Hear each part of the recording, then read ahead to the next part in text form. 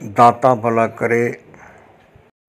इससे पहले की ऑडियोज़ में मैंने आपको ये बताया है कि असली नाद कौन सा है और नाद तक पहुंचने का जो साधन है उस पर मैं आज आपसे चर्चा करने वाला हूं।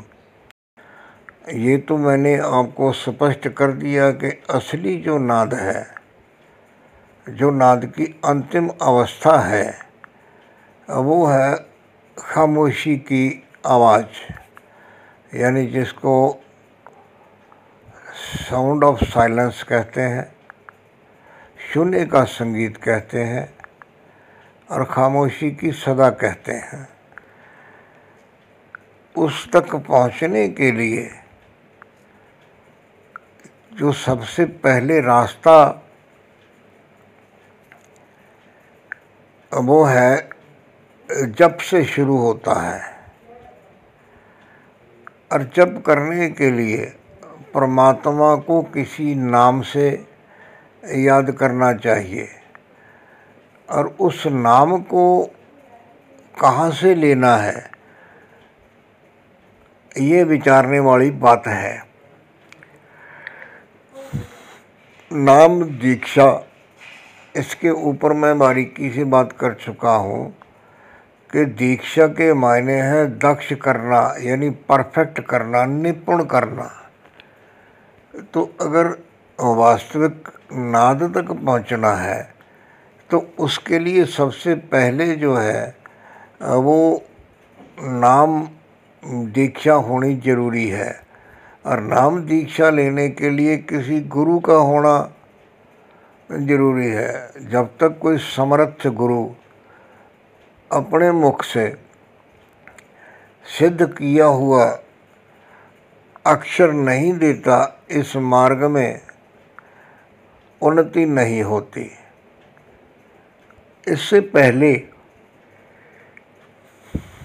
एक ऑडियो में मैंने ये कहा था, उसमें भी ये प्रश्न आया था कि हमने कोई गुरु धारण नहीं किया है, लेकिन फिर भी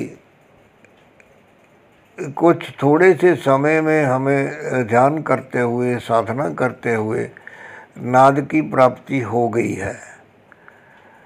तो उसमें मैंने ये बात स्पष्ट की थी, मैं आज भी वही बात करने वाला हूँ कि आप पिछले जन्म के तपस्वी हुए, पिछले जन्म में आपको संत गुरु महाराज ने नाम दिया, नाम में निपुणता दी, दक्षता की, तो आपने सिमरण किया,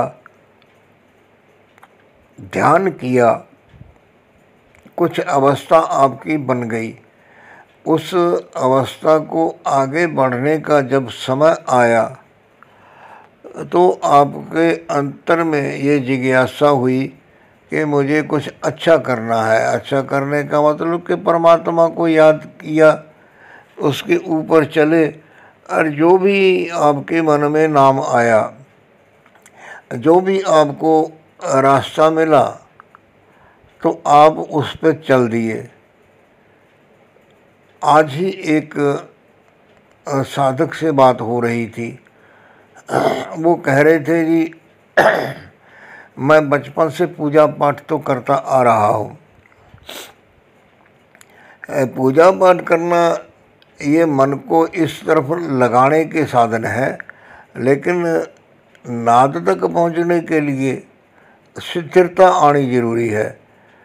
वो कुछ दिन से जी कहने लगे, मैं कुछ महीने से ध्यान कर रहा हूँ और वहाँ माथे पे ध्यान लगा रहा हूँ, तो मेरे अंदर कभी कभी ये आवाज़ आती है नाद की। तो इसका सबब मैंने फिर वही बात उनको समझाई कि आप पिछले जन्म में तपस्वी रहे हैं, तो ये बात उसके लिए थोड़ी समझनी मुश्किल थी, लेकिन फिर वो समझ गए। तो कहने लगे जी अब मैं क्या करूं, अब मैं किसी गुरु को तलाश करूं। मैंने कहा जी देखो, अगर आपके मन में है कि गुरु होना चाहिए तो आपको गुरु की तलाश करनी चाहिए। अब यहाँ पर ये बड़ा प्रश्न उठता है कि गुरु को तलाश करेंगे हम तो कैसे करेंगे। उसके लिए देखिए 2-3 बातें हैं। सबसे पहली बात तो ये है कि आपको प्रार्थना करनी चाहिए, और इस भाव से प्रार्थना करनी चाहिए कि आप परमात्मा से बात कर रहे हैं और परमात्मा आपकी बात को सुन रहा है। परमात्मा से ये प्रार्थना की जाती है कि परमात्मा मेरे को किसी संत से मिला दे। और कुछ ही दिनों में, 1 बार 2 बार प्रार्थना करने पर कुछ ही दिनों में परमात्मा किसी न किसी संत से मिला देता है। और होता क्या है, कोई आपका मित्र रिश्तेदार आता है, वो कहता है कि चलो आज शहर में संत महापुरुष आए हैं, उनका सत्संग सुनने चलते हैं। तो वहाँ जाके ऐसा महसूस होता है कि मैं इनको बड़े समय से जानता हूँ और उनकी बात अच्छी लगती है, तो उसके पास आप जाते हैं। तो जैसे हमारी गाड़ी में बैटरी होती है,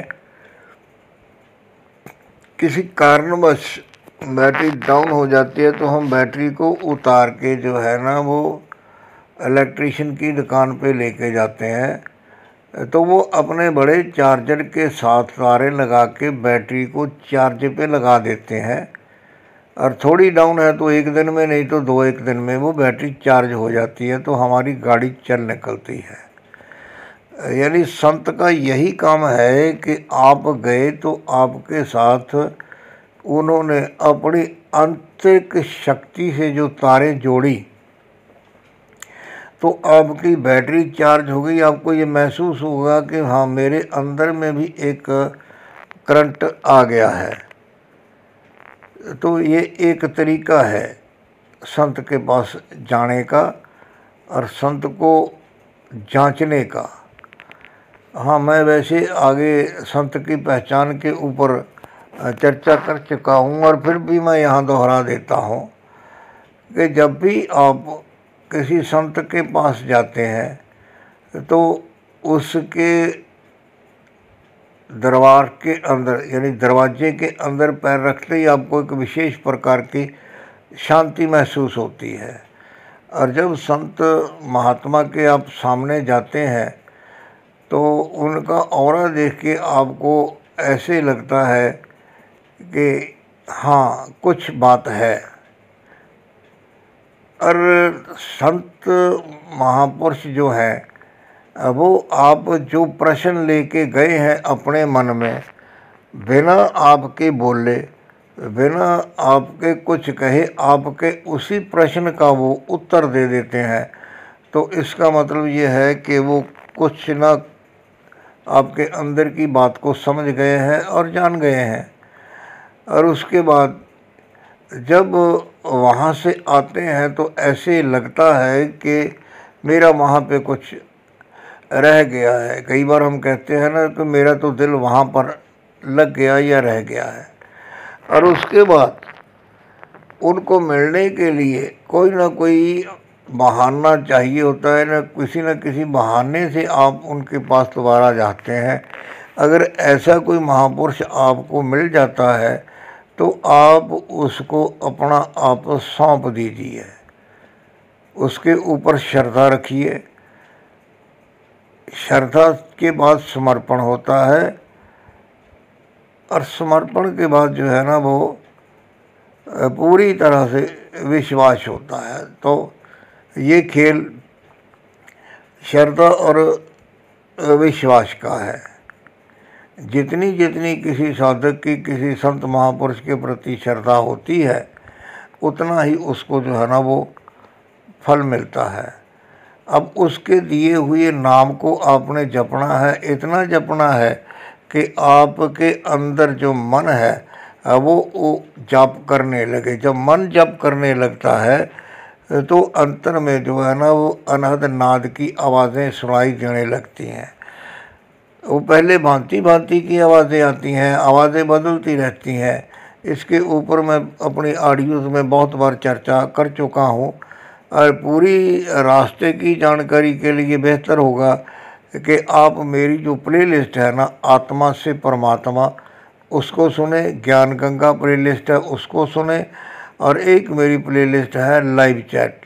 लाइव चैट में जो साधक मेरे साथ जुड़े हुए हैं और उनके जो अनुभव है, उनके ऊपर उनकी जो मेरे से चर्चा हुई है वो उसमें दर्ज है। तो असली नाद तक पहुंचने के लिए असली गुरु होना जो है ना, असली संत होना, ये ज़रूरी है। संत मिलता है, आपका मन मानेगा कि हाँ ये संत है और ये ठीक है, इसको मुझे अपना आप सौंप देना चाहिए। धन्यवाद। दाता भला करे।